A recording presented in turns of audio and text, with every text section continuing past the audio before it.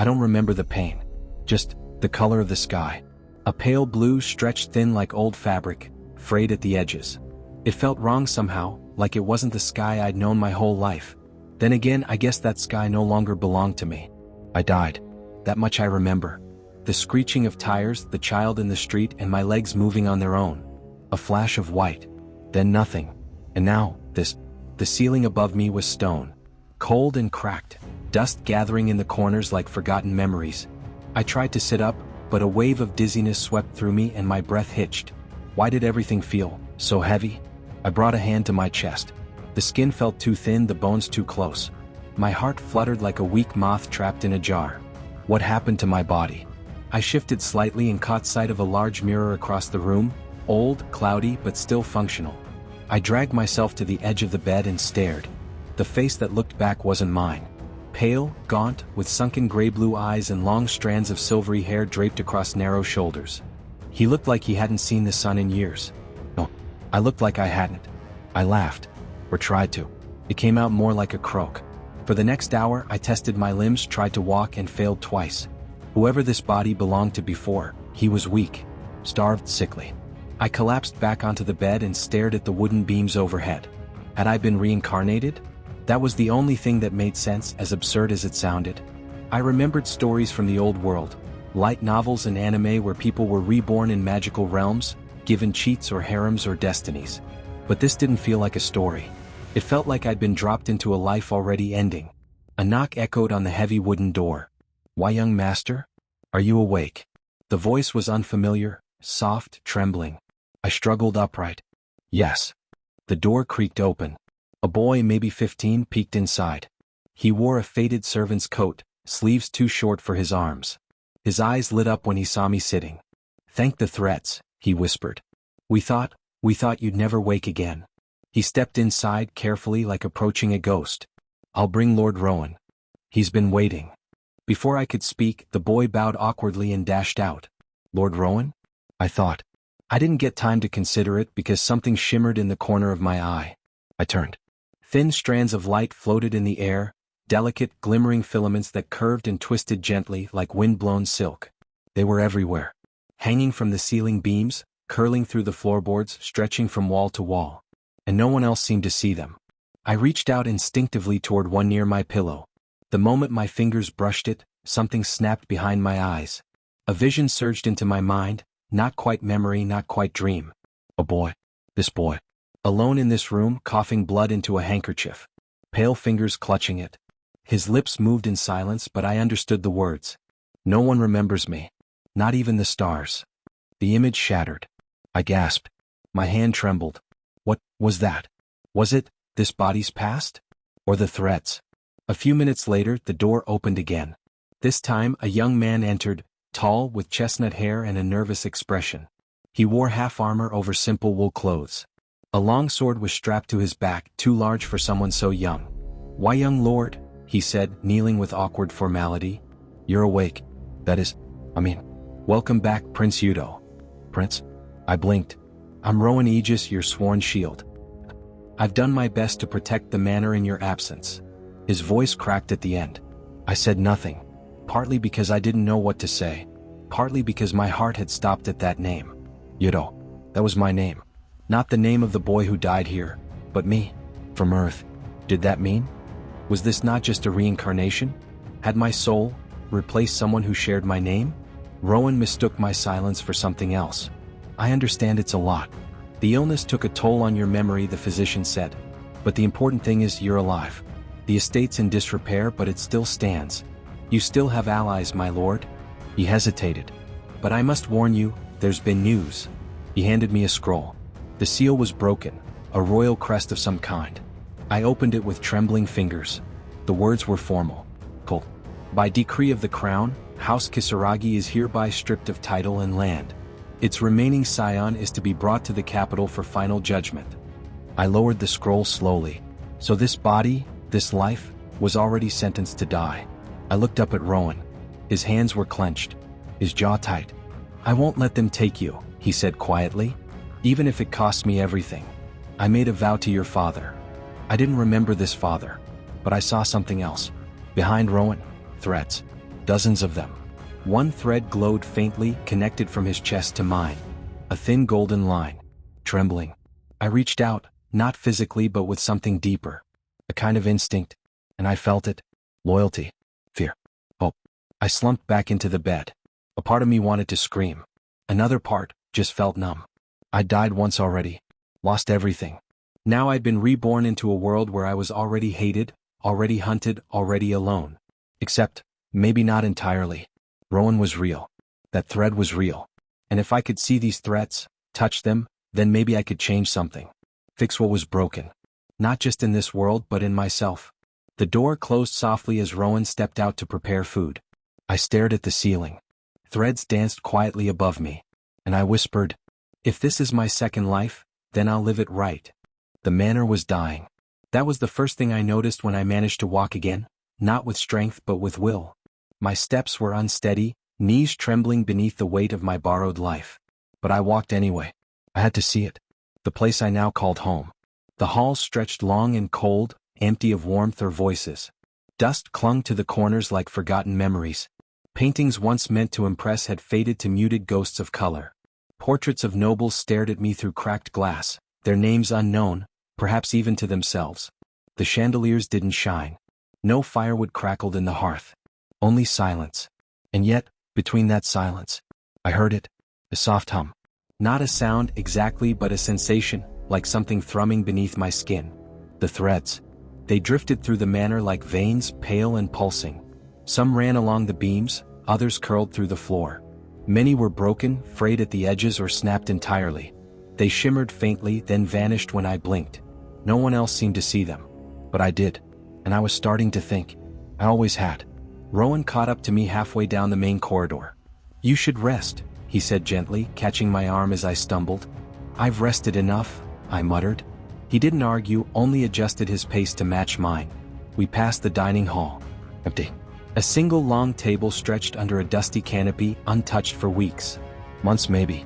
There were 30 servants once, Rowan said quietly. 3 cooks. A steward. Even a bard. I glanced at him. And now? Just me, he said with a sheepish smile. And Garen, the gardener. Though he mostly tends to weeds these days. His voice trailed off. We reached a door at the end of the hall. Tall, iron-bound with carvings worn by time. The Lord's study, Rowan explained. Your father's, I mean. I hesitated. Is it all right if I go in? He blinked. You're the heir. What's left of us anyway?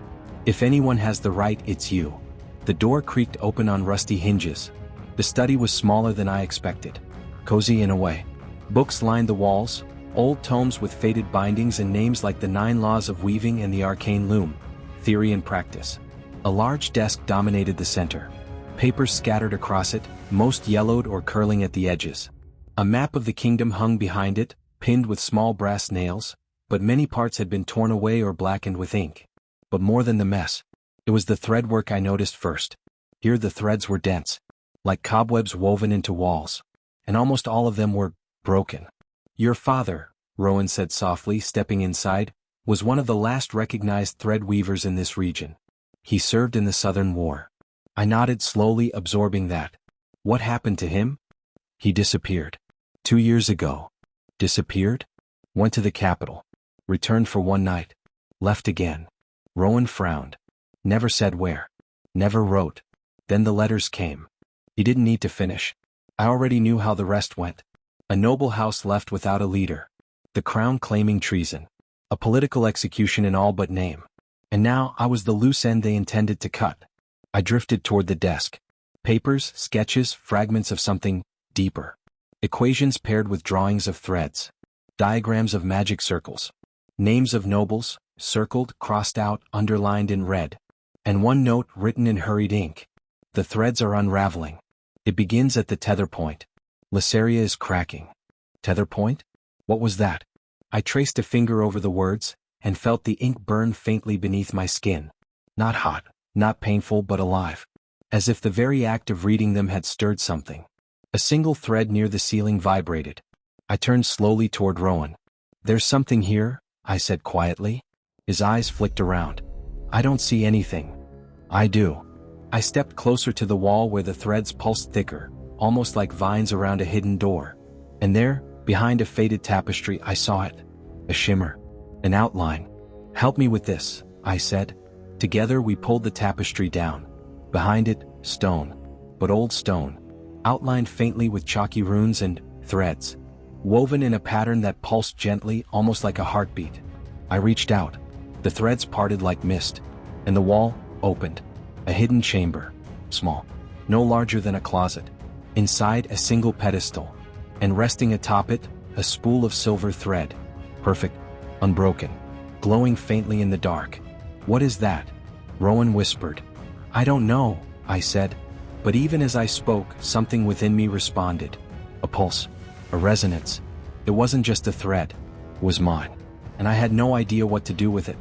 Rowan stepped closer. "There's more you're not saying," he murmured. "You see things, don't you? The threads." I hesitated. Then nodded. I've always seen them. Even before I came here." He didn't ask what here meant. He just looked at me with something between fear and awe. Then he said something I didn't expect. "My lord, I think your father wanted you to find this." That night I couldn't sleep. I sat by the window in my borrowed bed, watching the stars above this strange new world. They looked the same. But the air smelled different. The silence felt heavier.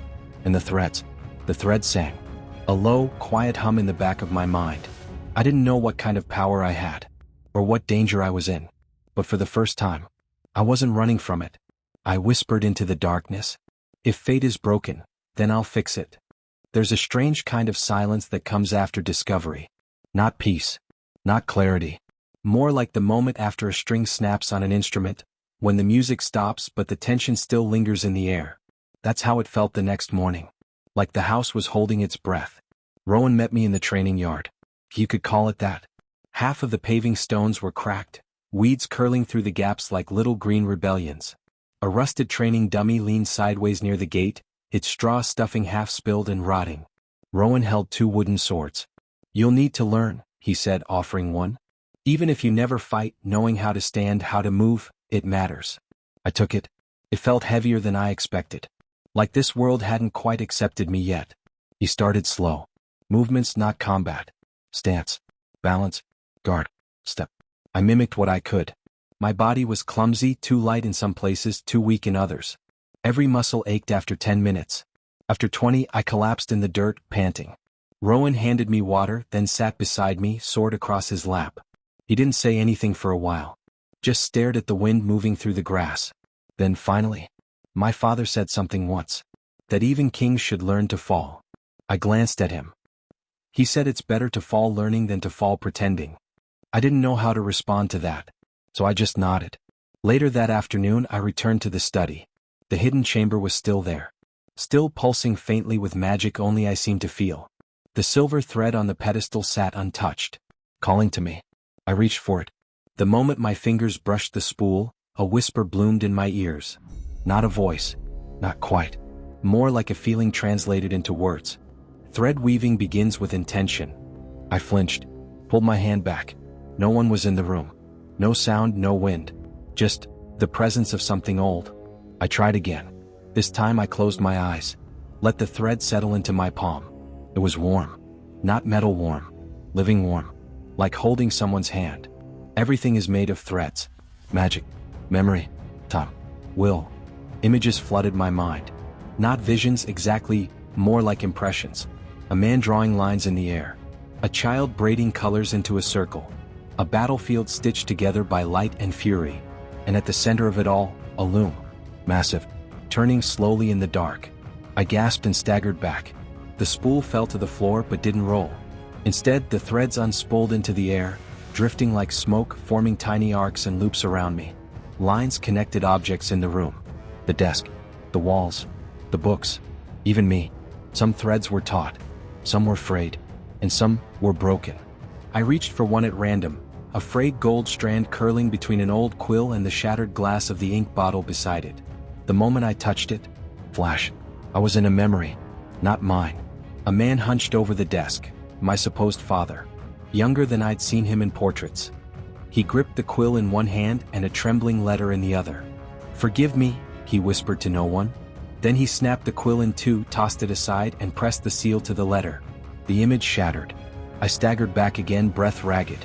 That wasn't a hallucination. It was real. A thread of memory bound to this place. And I touched it. Thread weaving. So this was the magic of this world. Not fireballs or lightning bolts. Not flashy spells. But connection. Emotion. History. Intention. And for some reason, I could see more of it than I should. The broken threads. The ones others had forgotten. What did that mean? Why could I see them? And why did it feel like every time I touched one, I gave something of myself away? That night I told Rowan. We sat beneath the dead willow tree in the back courtyard. The wind had stilled, but the air still felt full, like the silence before a storm. He listened without interrupting. When I finished, he simply said, "Then you really are his son." I looked down. I don't even know who he was. Rowan smiled faintly. He was kind. Terrible with money. Always smelled like ink. Once taught a farmer's kid how to read because the boy left a flower on our gate. I looked up, surprised. He never told anyone, Rowan added. Didn't want praise. Just said, "Threads remember kindness." Something shifted in my chest. Like a locked door creaking open. I didn't remember this man. But maybe I wanted to. Maybe I needed to. And maybe, just maybe, I could carry something of him forward. We returned to the manor, only to find someone waiting at the gate. A figure on horseback. Cloaked in crimson. No emblem. No greeting. Just a scroll in hand. Rowan stepped forward cautiously. The rider handed over the scroll without a word and turned to leave. I took it, broke the seal. This time there were only 4 words. 7 days until judgment. The scroll turned to ash in my hand. The wind carried it away, like a thread snipped from a dying loom. I stood there, heart cold. 7 days. That was all the time I had. To understand this magic. To escape whatever fate was being sown for me. To decide who I was going to become. I looked up at the night sky. The stars above this world were watching. And I whispered back. Then I'll weave my own ending. The next morning began with rain. Thin, silver droplets tapping against the cracked stone windows like the ticking of some ancient clock. Faint, rhythmic. Persistent. Each drop felt like a reminder. 6 days left. I sat alone in the study, the door to the hidden chamber slightly ajar behind me. The spool of silver thread remained untouched on its pedestal, pulsing faintly like a heartbeat in shadow. I hadn't dared to use it again since the last time. The magic lingered in my veins, like the memory of a dream that clung to your skin even after waking. I wasn't afraid of it, but I was afraid of what it might cost. A knock echoed from the front hall. Not the cautious knock of Rowan, nor the trembling one of the servant boy. No, this one was sharp, confident, like someone who already knew they belonged here. Rowan opened the door first, then called for me. And when I came to the entry hall, I saw her. She stood tall, draped in a crimson cloak that shimmered where the rain touched it. Her boots tracked wet mud across the marble floor without hesitation. A blade rested at her hip, not hidden, not sheathed in courtly silk, but worn, used, scarred. And her eyes, violet, narrowed with interest, locked onto mine immediately. "So," she said, "the threadbare prince lives." Her voice was cool, measured, but there was something behind it. Something searching. Rowan stepped between us. "This is Lady Leora Valenhart," he said stiffly. "Former captain of the Ember Guard." "Former," she echoed, stepping past him. "Not by choice." She looked me over, not with scorn but not with sympathy either. More like someone appraising the edge of a blade. "Do you remember who you are?" she asked. I hesitated. "No." She raised an eyebrow. "Convenient. Why are you here?" I asked. "To save your life," she said simply. "Or to end it if you're too much trouble." That silenced the room. Even Rowan tensed, hand shifting toward his blade. But Leora didn't move. Her posture was relaxed. Almost bored. "I was sent by someone who still believes in your bloodline," she continued, brushing a raindrop from her cloak. "They asked me to see if there was anything left worth protecting." I narrowed my eyes. "And? I haven't decided yet." I don't know why, but I laughed. Quietly. Bitterly. Leora tilted her head, puzzled. "What's funny?" "I'm not sure there's anything worth protecting either." Her gaze sharpened. For a moment there was silence between us. Just the rain behind her. Just the frayed threads drifting faintly in the air between us.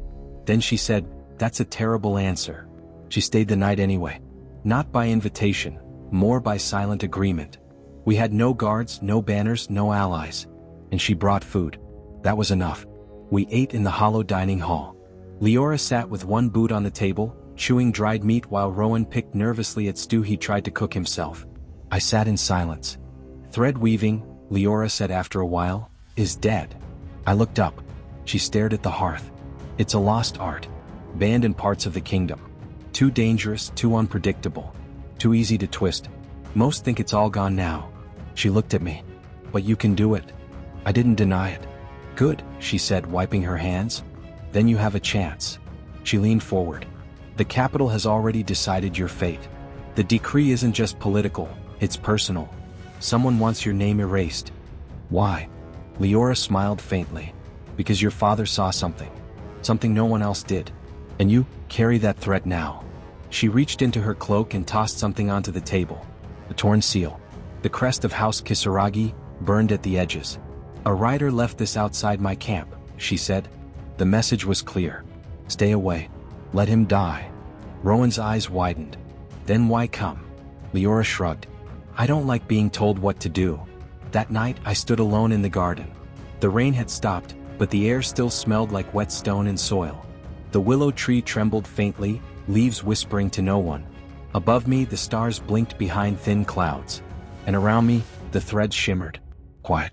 Almost expectant. I didn't know if I trusted her. But I knew she was right about one thing. If I stayed here, I would die. The judgment wasn't a trial. It was a sentence. So what now? Run. Hide. Fight. I looked down at my hands. Thin. Shaking. Still too weak to hold a sword properly. But I had something else. I raised one hand, fingers trembling, and reached for the nearest broken thread, one drifting between the garden tree and the cracked stone wall. It pulsed beneath my touch. And for a moment I saw something, a flicker of the future. Not a clear vision. Just an impression. A road. A town. A fire. A choice. I let the thread go. And whispered, if I'm not meant to survive, then I'll live anyway. Morning came quietly. The rain had left the world softer, like the whole manor had been wrapped in a damp, gray blanket. Mist curled through the garden, and dew shimmered on the old stones like tiny stars caught before dawn. But the stillness wouldn't last. Leora was already in the courtyard by the time I woke. Swinging a sword. Not training. Testing. She moved like someone who had danced with death too many times to bother pretending anymore. Every slash was precise but casual, like she wasn't trying to impress anyone, just remembering what her body already knew. I stood at the edge of the cracked stone yard, watching her from the shadow of the archway. Are you going to stand there all day? She asked, not turning around. I blinked. I didn't want to interrupt. You already have, she replied, sheathing her blade with a sharp motion. Come here. I stepped forward slowly, heart thudding. Rowan stood nearby, arms crossed, clearly unhappy. You shouldn't push him, he muttered. He's still recovering. He won't survive 6 days if he keeps recovering, Leora said without looking at him. We don't have time for delicate. She tossed me something. A practice blade. Blunt wood worn from use. Hold it. I did. It was heavier than it looked. Now swing. I hesitated, then tried. The sword wobbled midair. My grip faltered. It thumped against the dummy's side with a pathetic thud. Leora stared at me for a long moment. Then she sighed. All right, she said, stepping forward. Forget swords for a second. I want to see your weapon. I blinked. I don't have one. Yes, you do. She pointed at my chest. You see threads. You moved one, didn't you? The night before last. I nodded cautiously. I didn't really control it. It just happened. Then make it happen again. She took a few steps back and flames bloomed around her hand, orange strands of mana threading together at her fingertips. She wove them into a spiral, then into a shape like a ribbon caught in wind. Her thread weaving. It felt hot just looking at it. She aimed it near the dummy, not at me. Redirect this, she said. I stepped back. What if I can't? Then you'll be ash. I couldn't tell if she was joking. Probably not. The ribbon of fire launched from her hand. A slow, spiraling arc, more threat than intent. I panicked. And that's when I saw it. A thread, pale and broken, drifting just between me and the fire. I didn't think. I reached. And the world tilted sideways. My hand moved before my brain did, fingers snatching the thread from midair. It pulled hard, like yanking on a fishing line caught deep underwater. The moment I touched it, the fire's path bent, warped, redirected. It curved away from me, slamming into the stone wall behind with a hiss of steam. I fell backward, heart racing, vision shaking. My fingertips tingled. My pulse roared. Leora walked over and looked down at me. "Well," she said. "That's something." Rowan rushed to my side, kneeling. "You okay?" I nodded slowly. "Just dizzy." "Using threads will do that," Leora said. "Especially broken ones. They pull harder." I sat up, still shaking. "That wasn't power," I muttered. "That was instinct." "It's both," she replied. "Which means you've got a foundation." She offered me a hand. I took it. Her grip was strong, rough, like someone who'd survived too much and didn't flinch anymore. When I stood, she looked me in the eyes. "I'm not here to babysit you, Yudo. I'm here because someone I trust believes in you. But if you want to live and if you want to fight, then you have to believe it." I didn't answer. Not because I disagreed, but because I wasn't sure yet if I did. Later that day, I sat beneath the willow tree again. It had become a habit, a strange sort of sanctuary. I watched the threads around me move with the wind. Some whole, some broken, some twitching as if dreaming. A part of me wanted to run. Another part, the part that had stepped into the street that day back on Earth, knew I wouldn't. Rowan approached quietly. He sat beside me and set something on the grass between us. A sheathed dagger. Old but polished. "It belonged to your brother," he said. "The younger one. He used to sneak it into meals to carve his bread into swords." I smiled faintly. "I don't remember him." "I know," Rowan said. "But he was good. Clumsy. Brave. And he believed in you." I didn't speak. Instead, I picked up the dagger. And felt a faint pulse. A thread. Still bound to this blade. Still warm. Still waiting. That night, I dreamed of threads. Of a tapestry half burned, half unfinished. Of voices calling my name, not the one I used to wear, but the one this world had given me. Yudo. Prince. Failure. Which spawn? Hope. The words tangled in the dark. And from somewhere behind them all, I heard another whisper. "Find the tether point." I woke just before dawn. The wind had stilled. The stars had faded. And something inside me had changed, not strength, not clarity, but resolve. Maybe I wasn't ready. Maybe I never would be. But if this world had given me threads to hold, then I'd weave with them. Even if I bled doing it. It happened the night the wind returned. A low, slow howl through the garden arches, a whisper brushing through the windows. The willow tree shivered, though the air was still. Something had changed. And deep in my chest I felt it. A thread had been cut. Leora moved first. She snapped upright from her seat in the hall, cloak falling from her shoulders. "Rowan," she said sharply. "The outer gate." Rowan was already reaching for his sword. "What is it?" She didn't answer. She didn't need to. Because just then, the bell rang. A single hollow clang from the far end of the manor grounds. Not wrong. Struck. Someone was here. We moved fast. Leora flanked left through the servants' corridor, sword drawn. Rowan and I stayed low in the central hall, the scent of cold stone and oil-thick air swirling around us. There were no guards to rally. No walls to hold. Just dust, silence, and fear. Then, footsteps. Soft. Controlled. From the east wing. Rowan raised his blade. "Stay behind me." But I saw it, even before they rounded the corner. The threads. Black. Twisting. Wrong. Where most threads shimmered like spider silk, these hung heavy, like oil on water. Corrupted. Tied to something dark. Something intent. "Assassins," I whispered. They emerged from the shadows like smoke given form. No armor. No banners. Just gray cloaks and masked faces, 2 maybe 3. Their blades glowed faintly with a red sheen, like embers pulled through thread. I didn't wait for a command.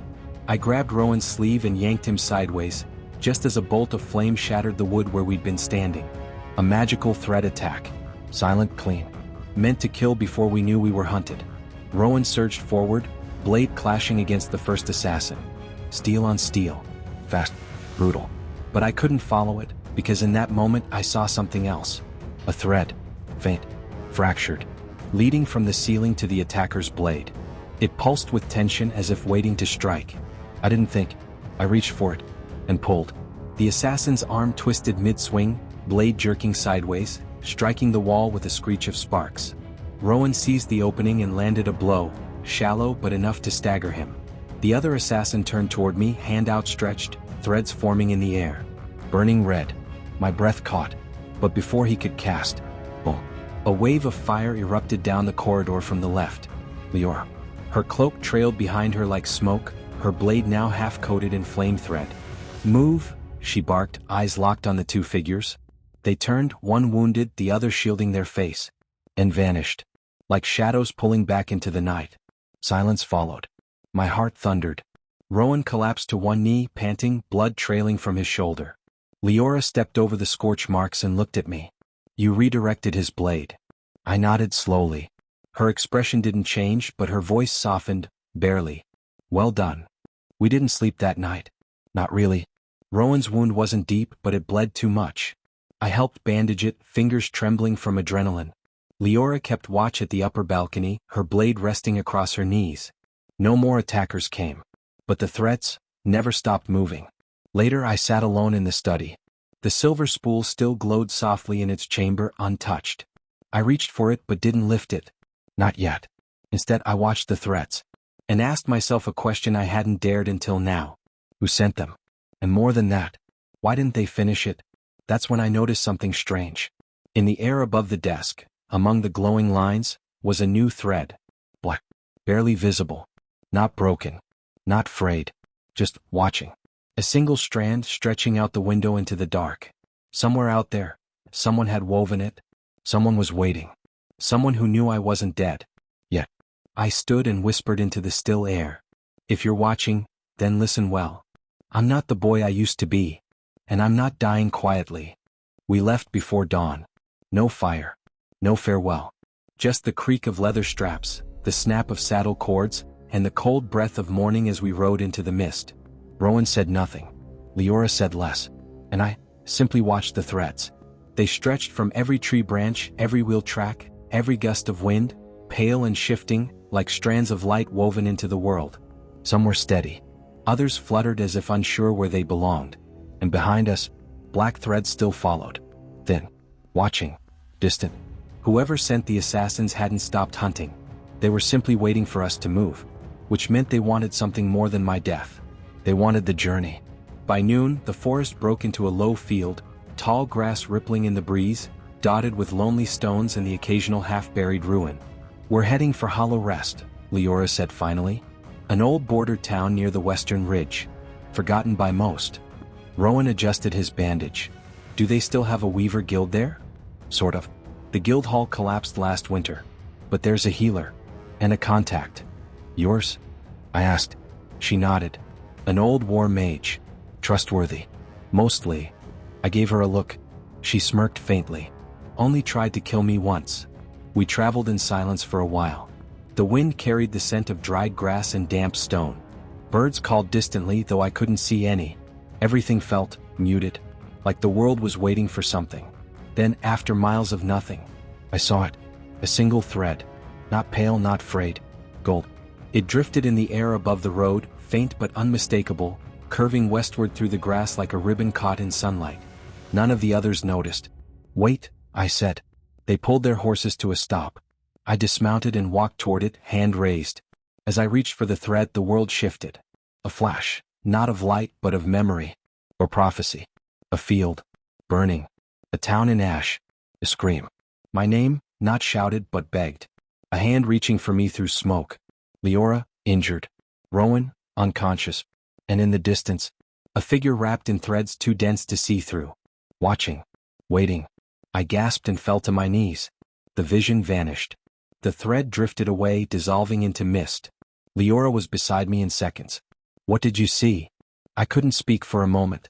My hands trembled. Then I whispered, "Something's going to happen in Hollow Rest." We arrived at dusk. The town clung to a hillside like a faded memory. Buildings leaned into each other, cracked from time and weather. The cobbled streets were silent. Too silent. A few figures watched us from shuttered windows, but none greeted us. Rowan frowned. "It feels wrong." "It is," Leora said. We stopped near the square where a dry fountain sat choked with vines. A woman waited there, hunched, hooded, leaning on a gnarled staff. Her presence felt thick like old smoke. She turned as we approached. "Leora," she rasped. "Irwin." They embraced briefly like soldiers meeting after a long war. "This him?" the woman asked, eyes settling on me. "Yes," Leora replied. "This is the prince." The woman looked me over, not kindly, not cruelly, just carefully. "You're tangled," she said. "Excuse me?" "Your thread. Your fate. It's been pulled too many ways. Bound to things it shouldn't be." She reached toward me, and without touching, she plucked the air. A strand shimmered, invisible to Rowan, maybe even to Leora. But I saw it, and felt it snap. I staggered. Pain flashed behind my eyes. Memories surged, not of my old life or my new one, but of in-between. The space where I first arrived. The place between death and life. Where the threads had first whispered my name.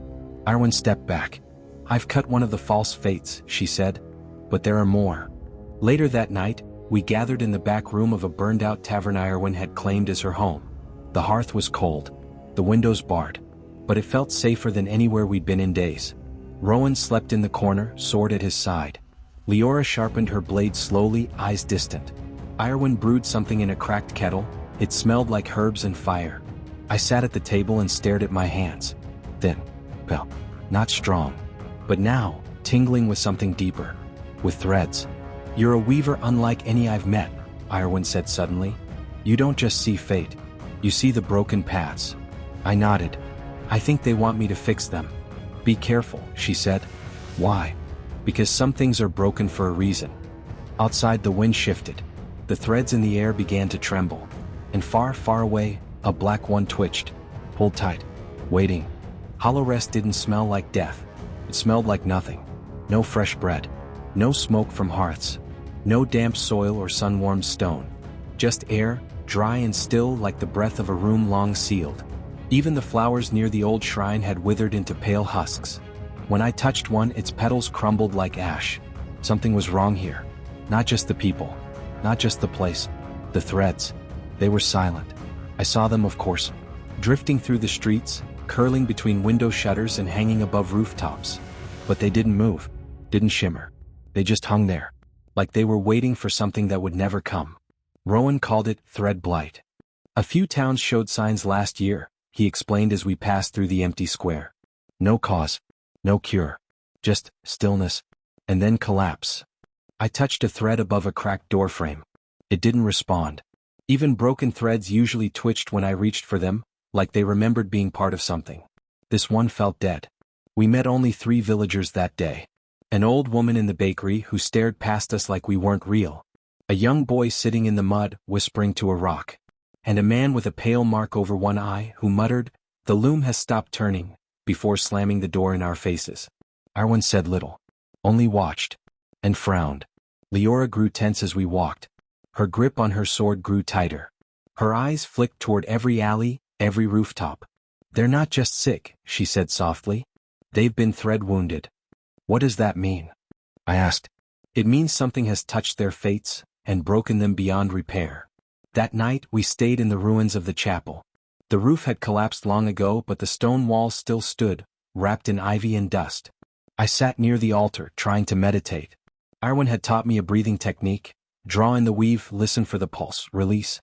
But the threads here didn't pulse. They felt like frayed ropes soaked in oil. Every time I reached inward, I heard something. A hum. Wrong. Not music. Not life. Static. I opened my eyes with a gasp. Sweat clung to my back despite the cold. Leora stood at the chapel doorway, sword half drawn. "You felt it too?" she asked. I nodded. "Something's beneath the town." Then we go in.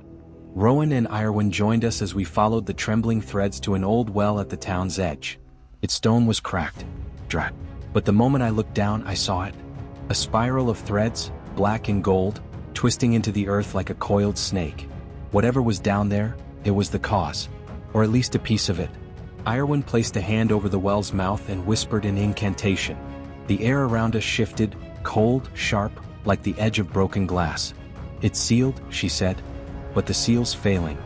Rowan stepped forward. "We break it." "No," I said quickly. "Not yet." I crouched by the well and placed my fingers on the rim. A single thread shimmered into view, dull red, frayed at the edges. I touched it, and fell. Not physically. But my mind dropped, into memory, into fate, into echo. I saw a man, robed, faceless, standing above the well, chanting, weaving black threads into the air. And then, a child placed in the center. Eyes wide, tears, hands glowing faintly with untrained thread sense. And then, silence. A great loom spinning backwards. Unmaking. I tore free of the vision. Collapsed to the ground, gasping. They sacrificed someone, I whispered, to twist the threads here. Irwin's expression darkened. That's forbidden magic, she said. More than that, Leora added, her voice cold. It's war magic. From the old era. Rowan looked between us, confused. But why? Why here? No one answered. Because none of us knew. We sealed the well again for now. With thread-binding glyphs and Irwin's old spells. It wouldn't last long. But maybe, long enough. As we walked back toward the chapel ruins, I looked at the sky. No stars. No moon. Just gray. Heavy. Unmoving. Like the whole world had forgotten how to breathe. And I whispered, not to the others, not to the threads, but to whatever had been watching since I arrived. You broke this town. But I won't let you break me. It began with a child. A girl with gray eyes and mud-caked feet, standing barefoot in the square. She wasn't crying. She wasn't blinking. She just stood there holding a broken doll by the arm, its threadbare body swaying in the wind. I saw the threads clinging to her. And I saw what they'd done. She was still alive. But barely. Her threads were fraying, twisting in slow spirals that had no end, no direction. Her fate wasn't broken. It was looping. A silent echo of suffering repeating itself. Endless. I can help her, I said. Irwin shook her head instantly. No. You're not ready. She's barely tethered, I insisted. If I don't, you'll be pulled into the weave, she snapped. This isn't mending a sleeve. This is soul binding. I've touched broken fates before, I said. Irwin stepped forward, eyes hard. And you barely made it back. Rowan placed a gentle hand on my shoulder. You don't have to prove anything. But I wasn't trying to prove. Not to them. Not even to myself. I just couldn't walk away. Not when I saw the same thing in that girl's eyes I remembered from mine. That look of waiting for someone who never comes. I stepped into the square. The townsfolk watched from behind curtains and cracked shutters. Not one of them came forward. The girl didn't move as I knelt in front of her. I held out my hand. She didn't flinch. Only looked at me. Then slowly, softly, placed the broken doll into my palm. And then I saw it. Not with my eyes. With my thread sense. The connection. The doll and the girl were bound. Not magically, not enchanted. Emotionally. The doll had been hers when the loop began. When the spell twisted her fate into a cycle. When she became part of this weaving of sickness. And to fix it, I would have to go in. I sat cross-legged before her, closed my eyes, and pulled the thread between them. The world fell away, and I was standing in the square again. But it wasn't broken. The buildings were whole. The sky blue. Children played in the distance. The girl laughed. Then, a whisper. The loom has stopped turning. The square rippled. Buildings cracked. Color bled out of the air like dye in water. People screamed. And the doll dropped from her hands, unraveling mid-fall. I moved through it all, heart pounding. I wasn't just seeing her memory. I was in it. The thread loop kept dragging her back to the same moment. The beginning of the spell that had drowned the town. And now it was trying to drag me with it. I reached for the doll. It crumbled in my hands. I looked at the girl. She was crying now. But no sound came out. Just empty sobs, like a song remembered but never sung. And I knew what I had to do. I took the memory thread and pulled it taut. I poured in my own magic, my pain, my regret, my will. Not to destroy it, not to escape, but to change it, to weave in something new. A choice, a future beyond the loop.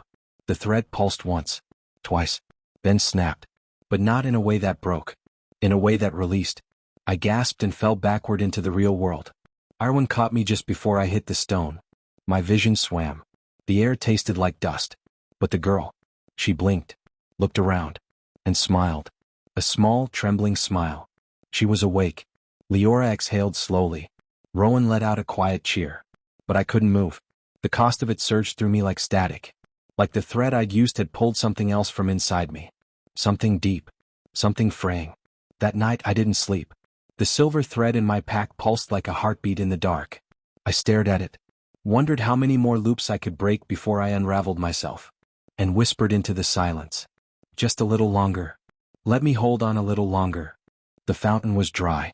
Just a bowl of stone and silence, cracked by time and warped by the threads of sickness that ran through hollow rest like veins filled with ash. This was the center. The heart of the loop. the place where everything had begun to rot. I stood before it alone. Leora watched from the archway, arms crossed. Rowan rested nearby, bandage rewrapped. Irwin knelt in a circle of glyphs, eyes half closed in quiet preparation. They were all ready. And I was not. The silver thread pulsed in my hand. The one from the secret chamber. The one I'd barely dared to touch since that first day. It was warm now, like it knew. It didn't speak. It didn't move. It simply waited, coiled like breath just before a word. "I'm going to try," I said. No one stopped me. I stepped forward and knelt before the fountain. The threads hung thick in the air here, black and bruised, heavy with failure and fate. I could see their origins now. Each thread was a memory, a regret, a moment where someone in this town had given up, and that surrender had become part of the weave. A woman who stopped lighting the lamps. A child who buried their name. A father who chose silence over mourning. Each thread was a thread of stillness, of forgetting. And if I wanted to restore hollow rest, I had to remember for them. I pressed the silver thread to the stone, closed my eyes, and opened myself. The magic didn't roar. It whispered. It moved through me like thread pulled through a needle, slow, deliberate, aching. I felt everything. The despair. The weight of lives unlived. Of years lost to a spell that wore no name. My hands trembled. My breath stilled. But I reached deeper. Further. I gave the thread my voice. I wove in my first memory. A small child in a storm, clutching an umbrella that wouldn't open. I wove in my last. Standing at the edge of a crosswalk, watching headlights blur through the rain. I gave it my fear. My guilt. My silence. My hope. Every thread I laid into the weave was a part of me I would never get back. But that was the price. Magic doesn't create. Remembers. And I had to give it something worth remembering. A sound. Soft. Like wind through chimes. Then water. A single drop. Then two. Then a stream. The fountain's basin trembled. And water spilled from its mouth for the first time in years. The threads lifted. One by one they shimmered. Pale gold. Soft blue. Even the black ones unraveled, fading into motes of light that drifted upward like forgotten prayers set free. I opened my eyes. Fell forward. Everything spun. I felt hands catch me, familiar, warm. Rowan's. I looked up, vision blurred. The sky above Hollow Rest had changed. The gray clouds were breaking. The sun touched the rooftops with gold. And for the first time, I heard children laughing. Irwin wept quietly at the edge of the square. Leora said nothing, but her eyes never left me. Not once. I should have felt triumphant. But all I felt was empty. Not sad. Not happy. Just drained. As though the threads had taken something from me I didn't know how to name. That night I sat in the chapel ruins. Alone. A quiet wind stirred the leaves. And the silver thread no longer glowed. It rested, dull and silent, like it had done its part. I touched it. Nothing answered. But that was okay. Because I understood something now. Thread weaving wasn't a gift. It was a burden. And it belonged to those who chose to carry it. I whispered into the still air. If this is the path I've chosen, then I'll carry it as far as I can. I slept for 12 hours. Maybe more. The kind of sleep that doesn't feel like rest. Just silence. A floating numbness like falling through threadbare cloth and never landing. When I woke, the chapel was quiet. No threads shimmered above me. No voices whispered. Only the slow rhythm of breath, my own. Still here. Still alive. But not quite whole. Leora sat nearby, sharpening her blade in silence. When she saw me stir, she didn't smile. She just nodded. You're awake. I sat up slowly. My limbs ached like they'd been dragged through stone. Did it work? I asked, voice hoarse. She glanced toward the window. The fountain still flows, she said. People are talking again. Doors are opening. Pause. Some are even planting flowers. I let out a breath I didn't realize I'd been holding. Something had changed. Not just in the town. In me. Irwin entered not long after. She held out a small clay bowl filled with warm broth. It smelled of roots, garlic, and something faintly sweet. You poured too much of yourself into the weave, she said. Be glad you didn't tear. Can that happen? I asked, accepting the bowl. She sat cross-legged beside me. It's rare. But yes, weavers who force fate without caution lose parts of themselves. Memory, emotion, language. I stopped eating. And what did I lose? Irwin tilted her head. Time, she said softly. Not much. But you burned the candle from both ends. Rowan came in shortly after, holding something awkwardly behind his back. He shifted on his feet. I fixed this. He stepped forward and revealed it, the doll from the girl in the square. Stitched clumsily, patched with cloth torn from his sleeve. I blinked. You fixed it? He scratched his head, embarrassed. She cried when she saw it yesterday. Happy tears, I think. Said she remembered her brother's voice for the first time in a year. My throat tightened. Thank you, I said. Rowan just smiled, cheeks red. Couldn't let the hero do all the healing. We stepped out into the square around noon. And it was alive. Not bustling. Not loud. But real. Windows were open. Children played again, drawing thread shapes in the dirt. Someone had placed a woven garland on the fountain's edge, a simple braid of grass and ribbon. I stared at it for a long time. And thought, so this is what healing looks like. The townspeople didn't say much to me. Some nodded. Others left bread on our steps. One old man even offered me a potato with great reverence. But they didn't thank me with words. They didn't need to, because the threads had changed. No longer heavy. No longer dead. They danced again, light and slow, like music barely heard through the wind. That evening, Leora approached as I sat on the chapel roof watching the sky. She joined me without a word, hands resting on her knees. After a while she spoke. You almost didn't come back. I didn't answer. She turned her gaze to the horizon. I've seen a lot of magic, she said. But not like yours. Not this quiet kind. The kind that asks instead of takes. I looked at her. She wasn't smiling. But her voice softened. You remind me of someone. Who? I asked. My brother. She paused. He was gentle. Didn't belong in war. But he fought anyway. Because he couldn't bear to look away. Her eyes stayed on the sky. He died for people who never remembered his name.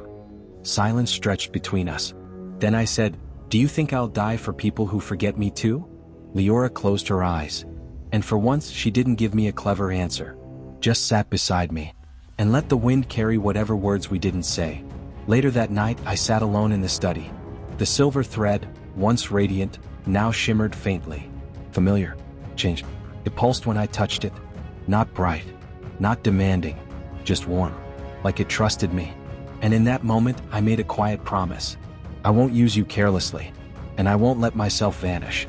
I pressed my palm to the desk, watched the weave pulse in the wood, and whispered, even if I fray, I'll leave something behind. The message came at dawn. A crow.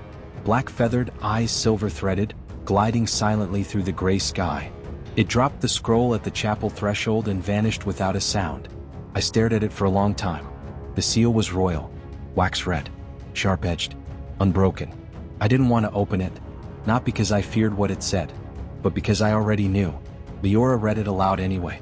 By order of the crown, Yuto of House Kisaragi is hereby summoned to appear in the capital for final judgment. Escort to arrive in 5 days. No trial. No voice. No appeal. Just a blade in ceremonial ink. Rowan cursed under his breath. Leora tore the scroll in half and let the pieces fall into the fire. Irwin only sighed, long and low, and poured tea that none of us drank. I'm not going, Rowan said flatly. You don't have to, I said. But I do. He turned to me incredulous. What? No. You'll be executed. Probably, I replied, keeping my tone quiet. He threw his hands up. Then why? Because, I said, they want me to run. The room stilled.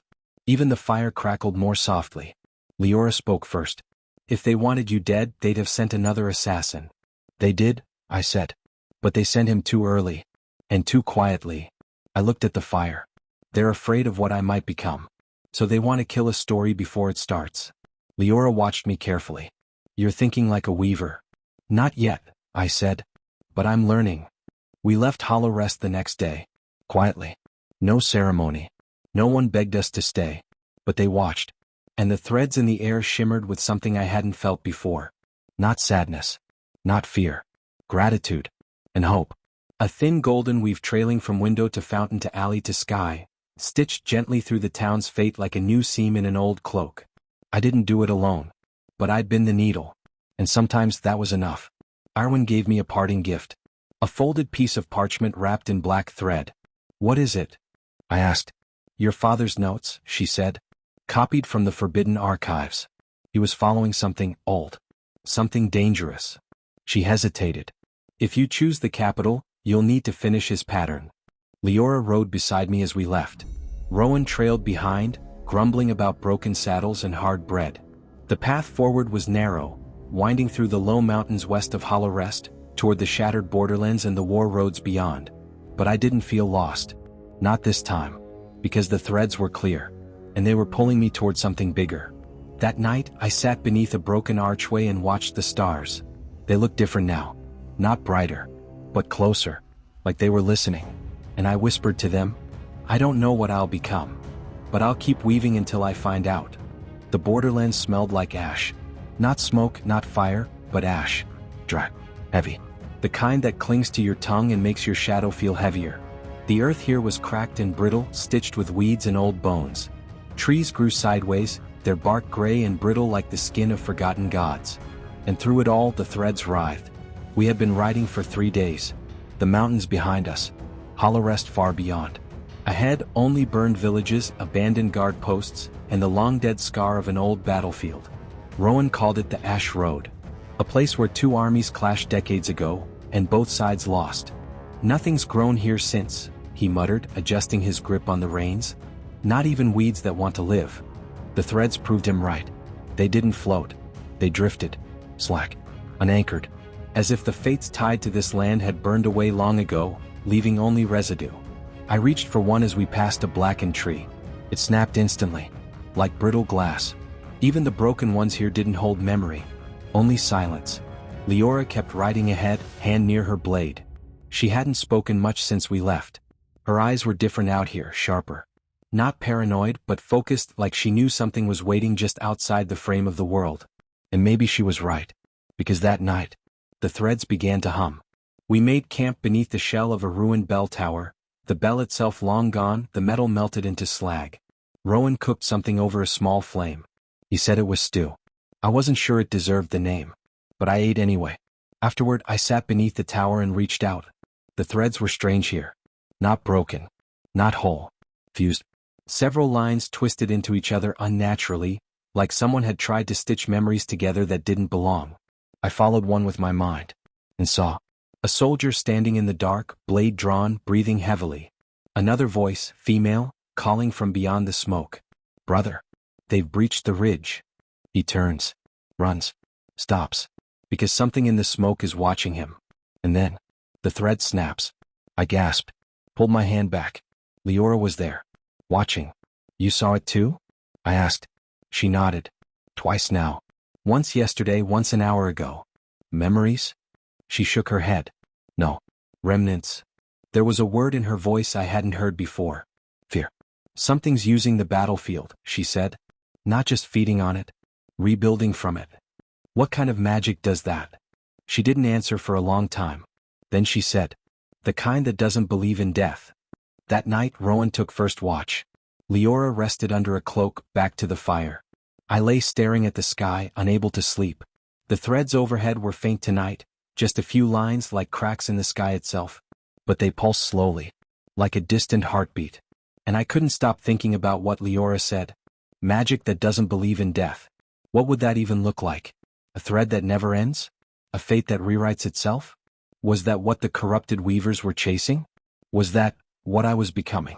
I reached for the silver thread tucked in my coat. It pulsed faintly, as if waiting for a question I hadn't asked yet.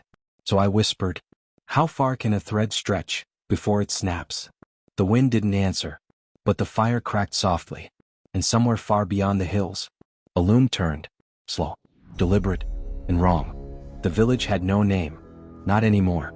The sign at the crossroads had long since rotted away, its letters peeled by sun and time. What was left was a husk, wood-slatted homes leaning into the wind, windows like open eyes that never blinked. No firelight, no movement, just stillness. And the threads. They hovered low here, closer to the ground, flickering like fireflies trapped in frost. I dismounted slowly. Leora followed, one hand on her sword, her steps silent on the ashen road. Rowan looked back toward the hills, unease thick in his expression. Are we sure anyone's here? He asked. No, I replied and stepped forward anyway. The first house we passed had no door. Just a curtain of frayed cloth swaying faintly. Inside nothing. No furniture. No signs of a fire. But the air, it felt crowded. As if something unseen still lingered. Watching. Waiting. We explored in silence. 5 houses. 2 wells. 1 collapsed barn. And not a single living soul. But the threads? They were everywhere. Twisting through the buildings. Binding objects that should not be connected. 1 gold thread ran from a child's toy to a shattered mirror in another house entirely. None of it made sense. Until I heard it. A voice. Not loud. Not near. But close. It came from the chapel at the far end of the road. A small stone building, roof half caved in, its bell long since silenced. Did you hear that? I asked. Leora and Rowan both turned sharply. I didn't hear anything, Rowan said. But Leora's eyes had narrowed. You felt it, I said. She nodded. What? We approached the chapel carefully. The threads here were tense. Like violin strings pulled to the point of breaking. Each step forward tugged at them, made them hum just slightly, notes too soft to hear but not to feel. When we stepped inside we found her. A girl. She sat in the center of the ruined chapel, surrounded by faded prayer flags and shattered tiles. Her back was to us. Pale hair down to her waist. Skin the color of frost. She was humming something low. Repetitive. Like a lullaby half remembered. And wrapped around her arms, her legs, her throat, were threads. Dozens of them. Not black. Not gold. Not dead. Just wrong. I raised a hand slowly. Are you? She turned. And I stopped breathing. Because her eyes weren't empty. They were full. Not of life. Not of thought. But of voices. I could feel them before she spoke, pressing behind her gaze like wind behind a curtain. And then she did speak. But the voice wasn't hers. It was male. Gravel-edged. You've come late. Leora stepped forward instantly, sword out. What is this? Another thread shimmered, this time from the girl's chest to the far wall, anchoring her like a puppet. She didn't blink. She didn't move. She just spoke again in another voice. Female. Tired. He watches from the loom. He waits with ruined hands. Rowan stepped beside me, tense. She's thread-bound. Not possessed. It's a memory loop. No, I whispered. It's more than that. I stepped closer. And the threads pulled tighter. From her to me. A direct line. And when I touched it, I fell. I saw fields burning. Ash sweeping across hills. A tower collapsing. Soldiers running. Children screaming. But through it all, a figure stood at a loom, massive, mechanical, half buried in the earth. His hands were threadless. Bloody. Worn to the bone. And yet he kept weaving. Weaving with pain. Weaving with memory. Weaving with death. I snapped back with a scream. Leora caught me. The girl in the chapel collapsed. Threads around her snapped one by one, fading into dust. And for a brief moment, she smiled. Then she was gone. Just gone. No body. No fade. No flash. Just silence. Outside the wind began to rise. The village groaned. And above us the sky shifted, clouds pulling into spiral shapes, like someone twisting the heavens into a threadwork pattern. Rowan stared upward. What did you see? I opened my mouth, but I didn't know how to say it. A loom buried beneath the world. A figure that wove not from magic but pain. A man who had no thread of his own, and yet bound the world with others. So I said the only words I could. Someone still weaving. Leora looked at me. Not with doubt, but with something far more dangerous. Belief.